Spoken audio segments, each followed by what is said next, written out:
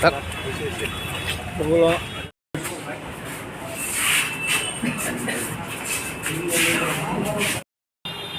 গত কিছুদিন যাবৎ আমরা একটা জিনিস লক্ষ্য করেছি যে শহরের মধ্যে কিছু চুরি বলতে বিশেষ করে বাইক, টমটম এগুলি চুরি হচ্ছিল।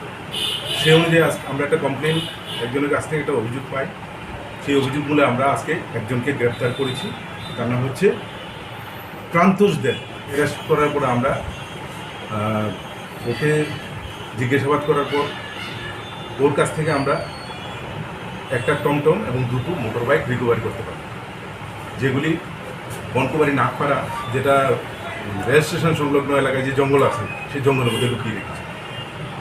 তো একটা বাইক চুরি করেছিল হ্যাঙ্গিং ব্রিজের কাছ থেকে, আর একটা এমজি বাজারের থেকে, আর টমটমটা চুরি করেছে সিআর রোড থেকে।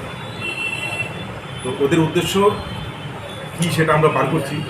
তো প্রান্তোষকে জিজ্ঞাসাবাদ করার পর আমরা আরও তার সঙ্গী যারা আছে এদের 3 জনকে ধরতে পারি এবং তাদেরকেও জিজ্ঞাসাবাদ করে আমরা 5 নম্বর আসামি যে রূপক মালাকার, তাকেও আমরা হ্যাঙ্গিং ব্রিজ সংলগ্ন এলাকা থেকে ওকেও অ্যারেস্ট করতে পারি। তো টোটাল আমরা দুটো বাইক এবং একটি টমটম উদ্ধার করেছি। প্রাথমিক জিজ্ঞাসাবাদে যেটা বুঝলাম, ওরা টমটমগুলিকে ব্যাটারি খুলে সেগুলিকে প্রথম বিক্রি করে, তারপর এই বাকি অংশগুলিকে যেগুলি বিক্রি করা যায় সেগুলি করে, আর নয়তো সেগুলি ভাঙাচোরা দোকানগুলিতে নিয়ে বিক্রি করা যায়।